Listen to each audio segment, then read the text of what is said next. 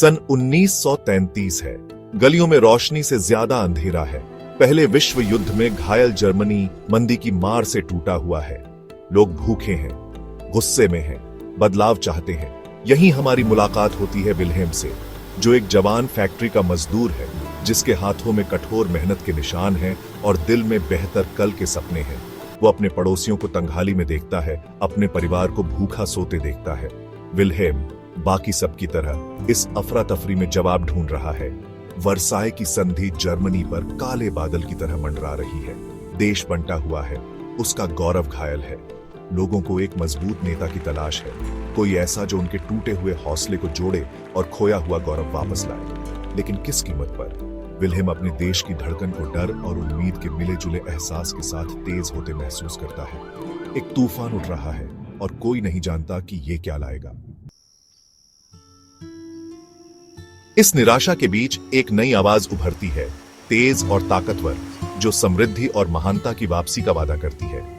यह आवाज है एडोल्फ हिटलर की, जो एक उभरती हुई राजनीतिक पार्टी नेशनल सोशलिस्ट या नाजी का नेता है। हिटलर के शब्द जर्मन लोगों की बेबसी से मेल खाते हैं। वो राष्ट्रीय एकता की बात करता है, जर्मन गौरव को वापस लाने की, सबके लिए रोजगार और रोटी की। उसकी रैलियां बिजली की तरह होती हैं, जो उसके वादों में बह गए उत्साही समर्थकों से भरी होती है। विल्हेम, जो शुरू में शक्की था, खुद को इन सभाओं की ऊर्जा की तरफ खींचा हुआ पाता है। क्या यही उनकी दुआओं का जवाब हो सकता है? वो नेता जो उन्हें इस गड्ढे से बाहर निकालेगा? उम्मीद एक नाजुक पौधे की तरह उसके दिल में जड़ें जमाने लगती है। लेकिन जैसे ही उम्मीद जगमगाती है, बेचैनी का एहसास भी बना रहता है। हिटलर की आग उगलने वाली बातों में, तेज न्याय के उसके वादों में कुछ ऐसा है जिससे विल्हेम के रोंगटे खड़े हो जाते हैं। उसका दिल उसे सावधान रहने को कहता है। डर और नफरत की राजनीति से भरी नाजी पार्टी जोर पकड़ने लगती है। वो जर्मनी की बदकिस्मती के लिए यहूदियों पर उंगली उठाते हैं। वो कानून व्यवस्था बहाल करने और विरोध को कुचलने का वादा करते हैं। विल्हेम अपने पड़ोसियों में बदलाव देखता है। दोस्ती की जगह डर ले लेता है। कानाफूसी इल्जामों में बदल जाती है। दोस्त अजनबी हो जाते हैं। उसके समुदाय की रंग बिरंगी चादर धागे धागे करके उधड़ने लगती है। वो तूफान के बादलों को इकट्ठा होते, तानाशाही की अशुभ निशानियों को जड़ें जमाते हुए देखता है। आजादी, जो कभी सुरक्षित लगती थी, खुलकर बोलने, इकट्ठा होने, असहमत होने का हक, नाजियों के हाथों गायब होने लगती है। विल्हेम, जिसका दिल बढ़ते डर से भारी है, समझ जाता है कि उसे जो उम्मीद थी वो गलत थी। जिस आदमी ने मुक्ति का वादा किया था, वही अब उनके विनाश का कारण बन रहा है। सन 1929 है। नाजी अब पूरी तरह से सत्ता में है और उन्होंने आतंक का राज्य शुरू कर दिया है। गेस्टापो, उनकी गुप्त पुलिस, विरोध की हर आवाज को दबा देती है। डर नया सामान्य बन जाता है। विल्हेम, जिसका हौसला डर के भारी बोझ तले दब गया है, अपने आसपास हो रहे भयावह दृश्यों का गवाह बनता है। उसके यहूदी पड़ोसी, जो कभी जिंदगी से भरपूर थे, रातों रात गायब हो जाते हैं। उनके खाली घर इस क्रूर शासन की याद दिलाते हैं। वो चीखना चाहता है, अन्याय के खिलाफ लड़ना चाहता है, लेकिन डर उसे पंगु बना देता है। विरोध के नतीजे बहुत बुरे हो सकते हैं। उसे एहसास होता है कि चुप्पी ही उसकी ढाल है, लेकिन ये ऐसी ढाल है जो उसे शर्मिंदा करती है। विल्हेम अपनी पुरानी पहचान खो चुका, सिर झुकाकर जिंदगी बिताता है। उसका दिल अपनी चुप्पी के बोझ से भारी है। वो जिंदा तो है, लेकिन किस कीमत पर? अंधेरे समय में भी उम्मीद रास्ता खोज ही लेती है। विरोध की एक चिंगारी भड़क उठती है जब नाजियों के खिलाफ प्रतिरोध की फुसफुसाहट शुरू होती है। भूमिगत नेटवर्क बनते हैं जो जानकारी फैलाते हैं, शरणार्थियों को छिपाते हैं और नाजी युद्ध मशीन को नुकसान पहुंचाते हैं। विल्हेम, जिसका हौसला उम्मीद की इस झलक से फिर से जाग उठा है, कार्रवाई करने की हिम्मत जुटाता है। वो अपने देश की आत्मा के लिए लड़ने के लिए सब कुछ जोखिम में डालकर प्रतिरोध में शामिल हो जाता है। वो नाजी विरोधी पर्चे बांटता है, एक यहूदी परिवार को अपने तहखाने में छिपाता है और महत्वपूर्ण जानकारी पहुंचाता है। विरोध का हर काम, चाहे कितना भी छोटा हो, अत्याचार के खिलाफ एक जीत है। आजादी की तमन्ना से भरे ये साहस के काम नाजी शासन के अभेद्य से दिखने वाले चेहरे को धीरे धीरे कमजोर करने लगते हैं। विल्हेम, जो कभी डर से पंगु था, अपनी आवाज और अपने उद्देश्य को फिर से पा लेता है। वो अब एक सिपाही है, एक अलग तरह की लड़ाई लड़ रहा है अपने देश की आत्मा के लिए। भाग 6, आजादी की कीमत। आजादी की लड़ाई खतरों से भरी है। गेस्टापो की नजरें हर जगह हैं, हर कोने में विश्वासघात छिपा है। प्रतिरोध सेनानियों को पता है कि वो एक हारी हुई लड़ाई लड़ रहे हैं, लेकिन वो अपने आदर्शों को नहीं छोड़ते। विल्हेम अपने साथियों को एक एक करके पकड़े जाते, उनकी हिम्मत को यातना शिविरों में दबाते हुए देखता है। हर नुकसान उनके दिलों पर चोट करता है, आजादी की कीमत की कड़वी याद दिलाता है। एक दिन जो होना ही था वो होता है। गेस्टापो एक मुखबिर की सूचना पर विल्हेम के घर पर छापा मारती है। उन्हें तहखाने में छिपा हुआ परिवार मिल जाता है। विल्हेम को गिरफ्तार कर लिया जाता है। उसका दिल उस डर से धड़क रहा है जिसे उसने सोचा था कि वो जीत चुका है। जैसे ही उसे घसीटा जाता है, वो उस परिवार की आंखों में डर देखता है जिसे उसने बचाने की कोशिश की थी। उस पल में वो समझता है कि आजादी की कीमत सिर्फ खून से ही नहीं, बल्कि दूसरों के लिए जिम्मेदारी के बोझ से भी तय होती है। भाग 7, एक बंटा हुआ देश। युद्ध जारी है। जर्मनी को टुकड़े टुकड़े कर रहा है। नाजी शासन हर मोर्चे पर हार का सामना करते हुए सत्ता पर अपनी पकड़ मजबूत करता है। जर्मन लोग एक क्रूर शासन और विनाशकारी युद्ध के बीच फंसे अपने चुनावों के नतीजों से जूझ रहे हैं। विल्हेम प्रतिरोध के लिए कैद यातना शिविर की क्रूर परिस्थितियों को सहता है। वो अकल्पनीय क्रूरता अपने साथी कैदियों के व्यवस्थित रूप से अमानवीयकरण का गवाह बनता है, लेकिन निराशा की गहराई में भी मानवीय भावना बनी रहती है। दयालुता के काम चाहे कितने भी छोटे हों, उम्मीद की किरण बन जाते हैं। रोटी का एक टुकड़ा बांटना, दिलासे का एक फुसफुसाया हुआ शब्द, अंधेरे में गाया हुआ एक गाना, ये विरोध के काम उम्मीद की चिंगारी को जिंदा रखते हैं। विल्हेम टूटे हुए शरीर लेकिन अटूट हौसले के साथ इस विश्वास से चिपका रहता है कि निराशा के इस गड्ढे में भी एक बेहतर कल संभव है। भाग 8, साहस की गूंज। सन 1945 है। युद्ध आखिरकार खत्म हो गया है। नाजी शासन अपनी ही बुराई के बोझ तले दबकर ढह जाता है।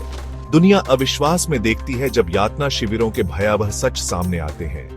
विल्हेम अपनी कैद के निशान लिए एक टूटे हुए देश की राख से उभरता है। वो हमेशा के लिए बदली हुई दुनिया में लौटता है, उन लोगों के भूतों से घिरा हुआ जो जिंदा नहीं बचे। वो अपनी जिंदगी अपनी कहानी सुनाने के लिए समर्पित कर देता है, यह सुनिश्चित करने के लिए कि दुनिया उसके देखे हुए भयावह दृश्यों को कभी न भूले। उसकी आवाज भारी लेकिन दृढ़ता से भरी मानवीय भावना के लचीलेपन का प्रमाण बन जाती है। विल्हेम की कहानी उन अनगिनत लोगों की कहानियों की तरह जिन्होंने विरोध किया, एक याद दिलाती है कि अकल्पनीय बुराई के सामने भी मानवीय भावना टिक सकती है। भाग 9, उम्मीद की विरासत। दुनिया दूसरे विश्व युद्ध के सबक, नफरत और असहिष्णुता के विनाशकारी परिणामों को याद रखती है। तानाशाही का उदय आजादी की नाजुकता और सतर्कता के महत्व की याद दिलाता है। विल्हेम की कहानी पीढ़ी दर पीढ़ी चली आ रही है, साहस और करुणा के कामों को प्रेरित करती रहती है। उसकी विरासत उम्मीद की ताकत, मानवता की अंतर्निहित अच्छाई में अटूट विश्वास का प्रमाण है। आजादी की लड़ाई कभी खत्म नहीं होती, यह हर रोज लड़ी और जीती जाने वाली लड़ाई है। दयालुता के छोटे छोटे कामों में, अन्याय के खिलाफ बोलने में, सबके अधिकारों की रक्षा करने में। आइए उन लोगों की याद का सम्मान करें जिन्होंने तानाशाही के अत्याचार के तहत कष्ट सहे और मारे गए, उन आजादी की रक्षा करके जिनके लिए उन्होंने इतनी कड़ी लड़ाई लड़ी। उनके बलिदानों को याद करके ही हम यह सुनिश्चित कर सकते हैं कि उनकी कहानियां और एक न्यायपूर्ण दुनिया के लिए उनकी लड़ाई कभी न भूली जाए।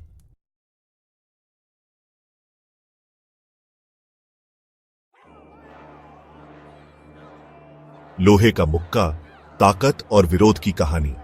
एक अकेली स्ट्रीट लाइट टिमटिमा रही थी, खाली सड़क पर लंबी परछाई डाल रही थी।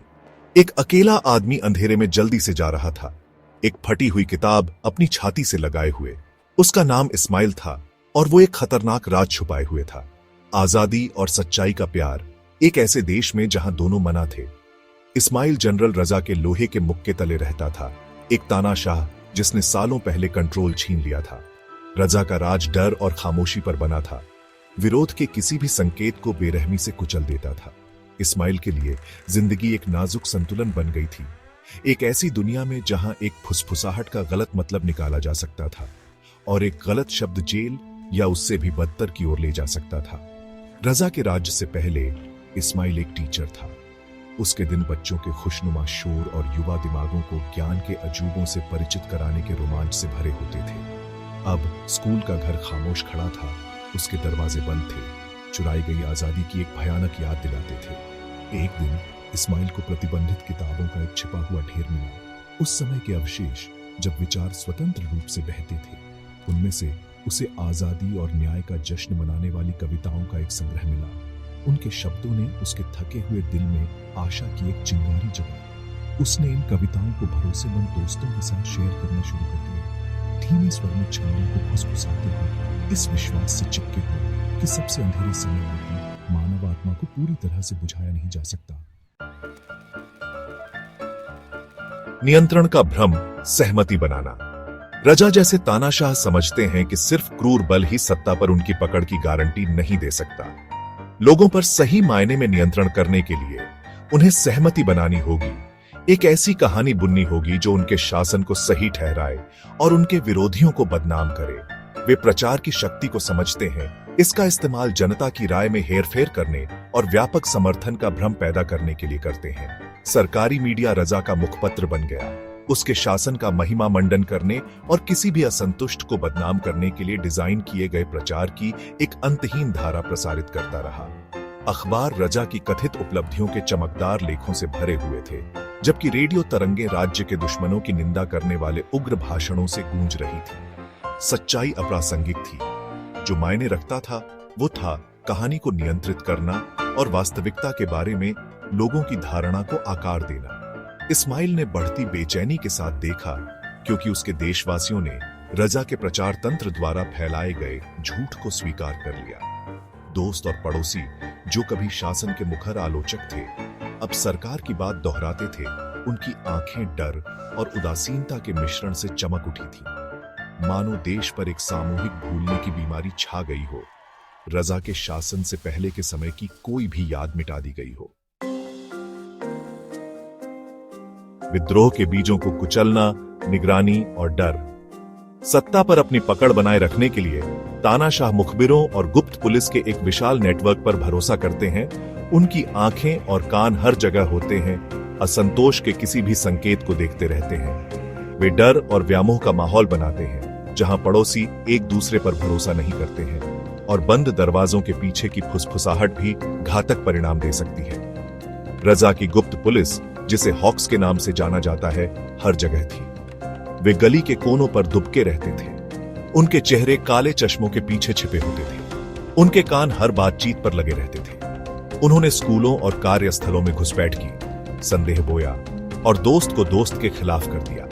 कोई भी उनकी जांच से अछूता नहीं था और केवल बेवफाई के संदेह के परिणाम स्वरूप पूछताछ, कारावास या गायब हो सकता था। इस्माइल जहां भी जाता था, उसे हर जगह हॉक्स दिखाई देने लगे।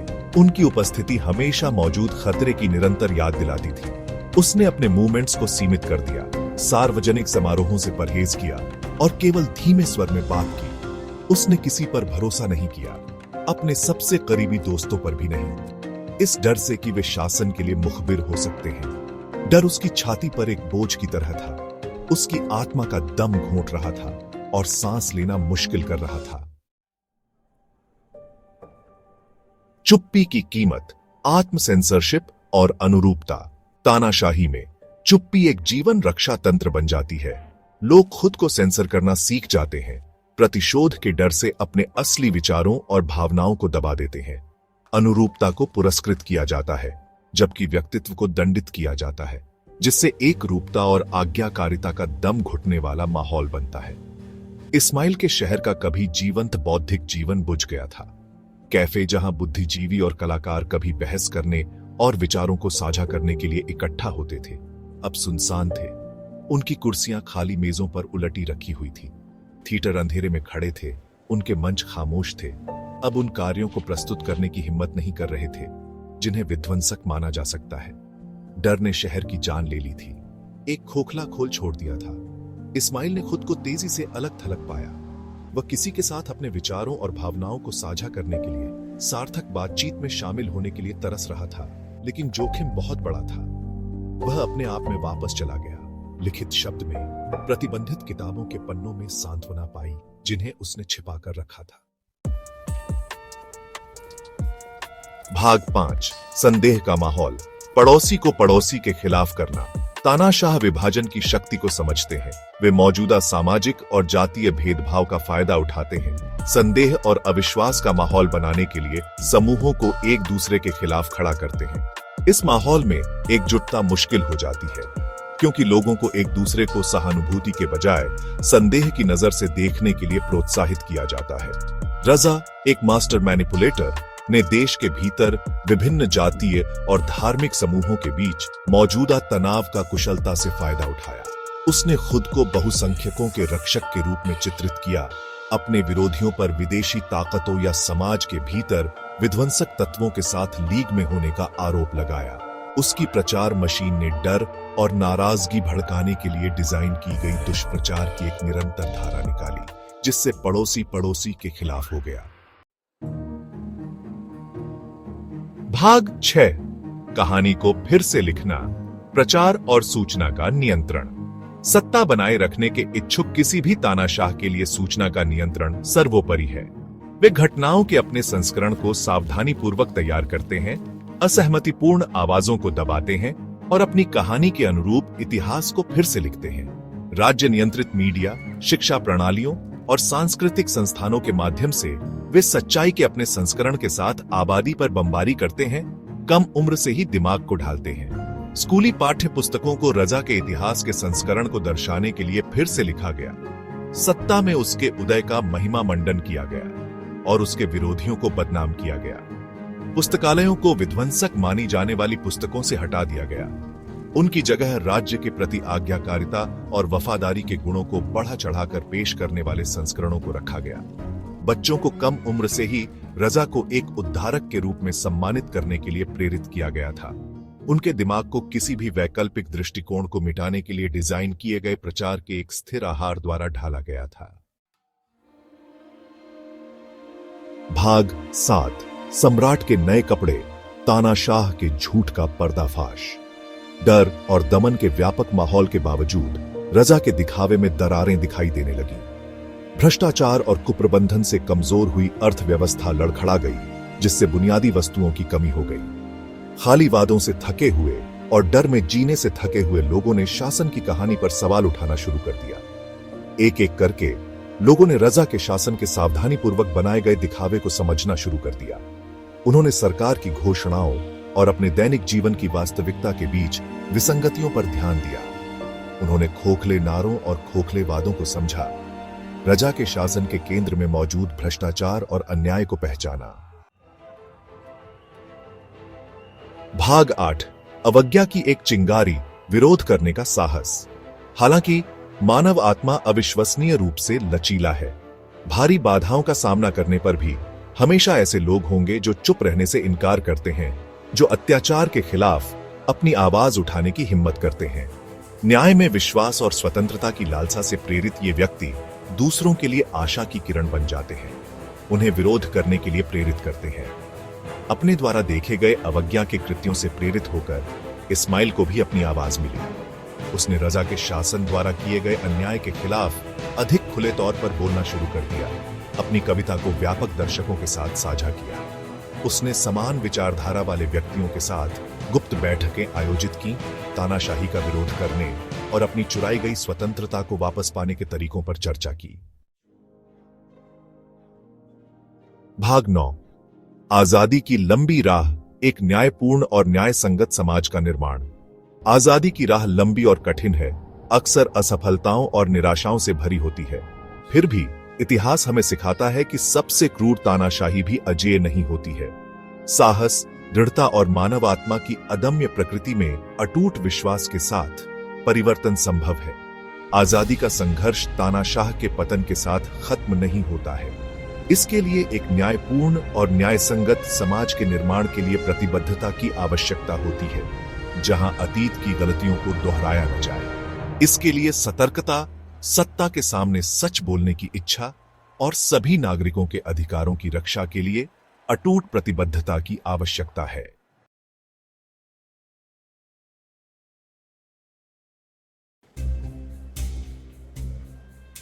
तानाशाह का महल रेगिस्तान की धूप में चमक रहा था, ऐशो आराम की निशानी। यह महल सिर्फ एक इमारत नहीं था, बल्कि सत्ता और शक्ति का प्रतीक था। इसके हर कोने में तानाशाही की गूंज थी और हर दीवार पर खून के धब्बे थे। 20 साल राज किया लोहे के मुट्ठी से। उसकी हुकूमत में कोई भी आवाज उठाने की हिम्मत नहीं करता था। हर कोई उसके आदेशों का पालन करता था, चाहे वो कितना भी कठोर क्यों ना हो। लेकिन सुनो, कहानी शुरू हुई फ्री आइसक्रीम से। हाँ, सही सुना आपने, एक तानाशाह की कहानी जो बच्चों को फ्री आइसक्रीम बांटता था। यह उसकी चाल थी लोगों का दिल जीतने की। है ना, अजीब बात है, एक तरफ खौफ और दूसरी तरफ मिठास। बच्चे समझ नहीं पाते थे कि यह सब क्यों हो रहा है। उनके मासूम दिमाग में सवाल उठते थे। हर रविवार ट्रक धूल भरी सड़कों पर घूमते, सायरन बजाते, फ्री में कौन देते। यह ट्रक तानाशाह की उदारता का प्रतीक बन गया था। लोग इंतजार करते थे उस मीठे पल का। वनीला, चॉकलेट, पिस्ता, जो मांगो बोलो। क्या दिमाग था, हर स्वाद में एक नई उम्मीद, एक नई खुशी। बच्चे खुश होते थे, लेकिन उनके माता पिता के दिल में डर था। किसे फ्री आइसक्रीम पसंद नहीं। हर कोई उस पल का इंतजार करता था। बच्चों की मुस्कानें, उनकी खुशियां, सब कुछ उस तानाशाह की योजना का हिस्सा था। खौफ के राज की मीठी शुरुआत। यह सिर्फ आइसक्रीम नहीं थी, यह एक जाल था। एक ऐसा जाल जिसमें फंसकर लोग तानाशाह की हुकूमत को स्वीकार करने लगे। और इस तरह एक मीठी शुरुआत ने एक खौफनाक अंत की नींव रखी। ये रहे रेजा।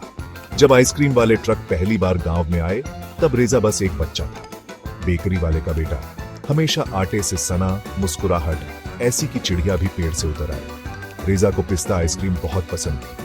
हर रविवार सबसे पहले लाइन में, आंखों में चला। उसे राजनीति नहीं पता थी, बस इतना पता था कि मजा आता है। जैसे जैसे रेजा बड़ा हुआ, आइसक्रीम का स्वाद फीका पड़ने लगा। सारे फ्लेवर एक जैसे लगने लगे, टेस्टलेस। कभी रौनक वाला बाजार सुनसान हो गया। लोग हंसने की बजाय फुसफुसाने लगे। तानाशाह का शिकंजा कसता गया। अखबार बंद हो गए। स्कूल प्रचार की मशीन बन गए। रेजा के पिता, हमेशा शांत रहने वाले, दिनों के लिए गायब रहने लगे। एक दिन रेजा के पिता घर नहीं लौटे। फुसफुसाहट चीखों में बदल गई। तानाशाह के गुप्तचर उन्हें ले गए। उनका कसूर, आटे की बढ़ती कीमतों के खिलाफ बोलना। रेजा का दिल गुस्से और बेबसी से भर गया। उसे सच्चाई समझ आ गई। आइसक्रीम एक झूठ थी, उन पर पड़ रही बेड़ियों से ध्यान भटकाने का तरीका। उसका देश, उसके लोग फंस गए थे। 5वां भाग, बगावत की फुसफुसाहट। रेजा अकेला गुस्से में नहीं था। फुसफुसाहटें तेज होती गईं, बगावत की आवाज बन गई। रात में छुप छुप कर लोग इकट्ठा होते, आजादी की, लोकतंत्र की, डर से मुक्त भविष्य की बातें करते। शिक्षक, दुकानदार, कलाकार, किसान सब एक हो गए थे। बेकर का बेटा रेजा अब बोलने लगा था। 6ठा भाग, आजादी की कीमत। क्रांति खून के बिना नहीं हुई। तानाशाह की सेना ने पूरी ताकत से जवाब दिया। रेजा ने अपने दोस्तों को गिरते देखा, उनके सपनों को गोलियों से छलनी होते देखा। उसने आंसू गैस का दंश झेला, सड़कों पर जूतों की गड़गड़ाहट सुनी, हार का बोझ महसूस किया। लेकिन एक बार जल उठी बगावत की चिंगारी बुझना मुश्किल था। 7वां भाग, नई सुबह। एक नई शुरुआत का प्रतीक। यह सुबह एक नए युग का आगाज करती है। तानाशाह का महल, जो कभी अजेय ताकत का प्रतीक था, ढह गया। यह महल, जो कभी शक्ति और भय का केंद्र था, अब खंडहर में बदल चुका है। इसके टूटे हुए दरवाजे और बिखरे हुए पत्थर इस बात की गवाही देते हैं कि कोई भी सत्ता हमेशा के लिए नहीं रहती। लोगों ने दरवाजे तोड़ दिए, उनकी आजादी की पुकार महल में गूंज उठी। यह दृश्य उस अदम्य साहस और दृढ़ संकल्प का प्रतीक है जो लोगों ने अपनी स्वतंत्रता के लिए दिखाया। उनकी खुशी और उत्साह ने उस स्थान को भर दिया जो कभी डर और अत्याचार का गढ़ था। तानाशाह, जिसने आइसक्रीम के बदले आजादी छीन ली थी, चला गया। वह व्यक्ति जिसने अपने स्वार्थ और लालच के लिए लोगों की स्वतंत्रता को कुचल दिया था, अब खुद को बचाने के लिए भाग रहा है। यह दृश्य उस न्याय का प्रतीक है जो अंततः अत्याचारियों को मिलता है। कोई कहता है कि वो भाग गया, रात के अंधेरे में जो भी धन ले जा सका लेकर। उसकी भागने की कहानी एक रहस्य बन गई है, लेकिन यह स्पष्ट है कि वह अपने पीछे एक बर्बाद साम्राज्य छोड़ गया है। उसकी दौलत और शक्ति अब उसके किसी काम की नहीं रही। दूसरों का कहना है कि उसका अंत बुरा हुआ। उसी गुस्से ने उसे निगल लिया जो उसने भड़काया था। यह गुस्सा जो उसने अपने शासन के दौरान लोगों में भरा था, अंततः उसी पर भारी पड़ा। यह दृश्य उस क्रांति का प्रतीक है जिसने एक नए युग की शुरुआत की। 8वां भाग गुजरे जमाने के जख्म। नई शुरुआत का रास्ता लंबा और मुश्किल था। तानाशाही के जख्म गहरे थे, समाज पर छपे हुए। भरोसा टूट गया था, अर्थव्यवस्था बर्बाद, सामाजिक ताना बाना बिखर गया था। लेकिन मलबे के बीच उम्मीद जागी। लोग बातें करने लगे, असली बातें, उस भविष्य के बारे में जो वो बनाना चाहते थे। एक ऐसा भविष्य जहां हर आवाज मायने रखती हो। 9वां भाग बदली हुई दुनिया। यह एक ऐसी कहानी है जो समय के साथ बदलती दुनिया की जटिलताओं और संघर्षों को उजागर करती है। तानाशाही की विरासत जटिल और भयावह होती है। यह न केवल सत्ता के दुरुपयोग की कहानी है, बल्कि उन लोगों की भी है जिन्होंने इस अत्याचार का सामना किया। ये ताकत और भ्रष्टाचार की, डर और साहस की, और अटूट मानवीय भावना की कहानी है। जब लोग अपने अधिकारों के लिए खड़े होते हैं तो वे एक नई उम्मीद की किरण जगाते हैं। लेकिन यह हमारी भी कहानी है। यह उन सभी की कहानी है जिन्होंने एक बेहतर भविष्य के लिए संघर्ष किया है। यह उन परिवारों की कहानी है जिन्होंने एकजुट होकर कठिनाइयों का सामना किया। हमारे चुनावों की, हमारी कहानियों की, और उन सपनों की जिन्हें हम साकार करना चाहते हैं। जब हम वोट डालते हैं तो हम अपने भविष्य का निर्माण करते हैं, उस दुनिया की जिसे हम बनाना चाहते हैं। यह उन बच्चों की कहानी है जो एक नई दुनिया की कल्पना करते हैं, और उन समुदायों की जो मिलकर काम करते हैं। ये याद दिलाती है कि आजादी लोकतंत्र की तरह देखने की चीज नहीं है। यह एक जीवंत प्रक्रिया है जिसे हमें हर दिन संजोना और संरक्षित करना होता है। इसके लिए लगातार जागरूक रहना पड़ता है, और हमें अपने आसपास की दुनिया के प्रति सचेत रहना होता है।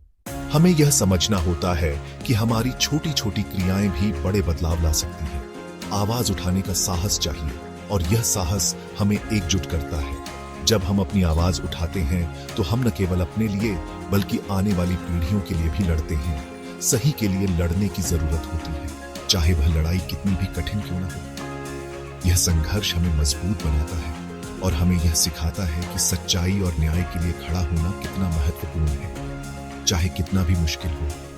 यह उन लोगों की कहानी है जिन्होंने अपने सपनों को साकार करने के लिए लंबी और कठिन यात्राएं की है। यह उन बाधाओं की कहानी है जिन्हें उन्होंने पार किया है, क्योंकि उदासीनता की कीमत बहुत ज्यादा होती है। जब हम उदासीन हो जाते हैं तो हम न केवल अपने अधिकारों को खो देते हैं, बल्कि उन सभी की उम्मीदों को भी धूमिल कर देते हैं जो हम पर निर्भर हैं। इसलिए हमें हमेशा जागरूक और सक्रिय रहना चाहिए।